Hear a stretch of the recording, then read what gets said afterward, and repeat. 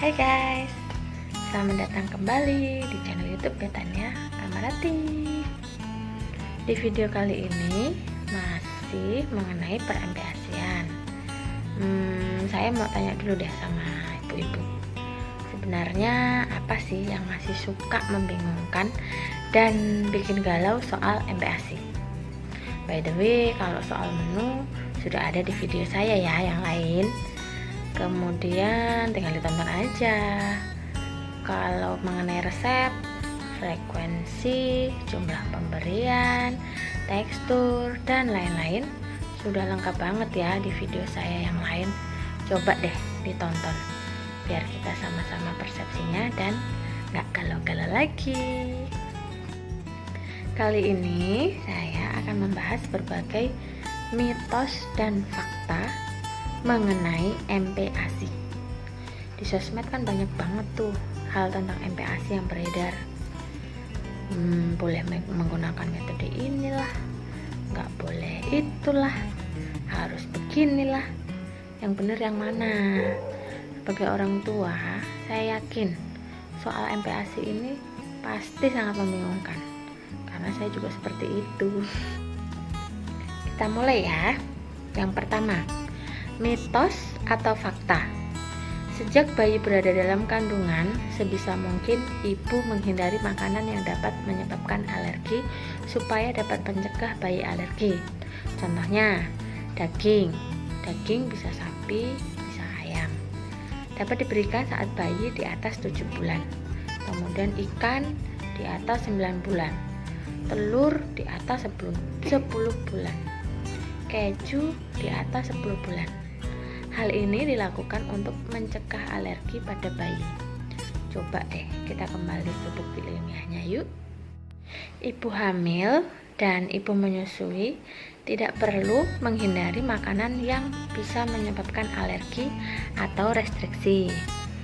Karena penelitian menunjukkan restriksi makanan pada saat ibu hamil dan menyusui tidak mengurangi resiko alergi pada anak. Lain halnya kalau si ibu emang beneran terbukti alergi ya. Misalnya emang tiap makan udang sesak napas atau asmanya kumat. Ya saat hamil dan menyusui hindari makanan udang demi kesehatan ibu sendiri. Banyak orang tua yang takut anaknya alergi, walaupun sebenarnya belum terbukti alergi. Jadilah begitu mulai MPASI, semua makanan yang berpotensi alergen dihindari banget. Telur misalnya baru diberikan usia 10 bulan. Kemudian ayam baru diberikan usia anak sudah 7 bulan. Kemudian ikan diberikan pada usia 12 bulan dan sebagainya dan sebagainya. Padahal menurut penelitian, jika ibu-ibu menghindari makanan yang berpotensi alergen, anak justru akan meningkat resiko alerginya terhadap makanan tersebut. Sudahlah, kecukupan nutrisi gak bakal terpenuhi karena ditunda makan ini, itu, resiko alergi meningkat pula. Masih ingat kan dengan MPASI rekomendasi WHO yang ori ya bu, bukan yang KW-KW. Daging-dagingan, produk susu, telur, dan lain-lain memang harus dikonsumsi sesering mungkin. Kalau bisa daily alias setiap hari. Jadi tak perlu menghindari atau menunda makanan tertentu karena takut alergi. Telur, ayam, sapi bisa diberikan sejak usia 6 bulan. Itu sejak awal mula MPASI loh ya, 6 bulan. Jadi setelah penjelasan sekian banyak ini, menurut ibu-ibu yang tadi itu mitos atau fakta? Lanjut ya. Yang kedua, mitos atau fakta. MPASI yang diberikan pertama adalah buah-buahan karena rasanya yang manis dan mudah diterima anak. Ada juga yang bilang MPASI pertama harus sayur-sayuran supaya anak mudah makan sayur kelak. Kemudian ada juga pendapat lain yang bilang MPASI pertama harus dari bahan sereal atau karbo. Mana yang benar, mana yang salah?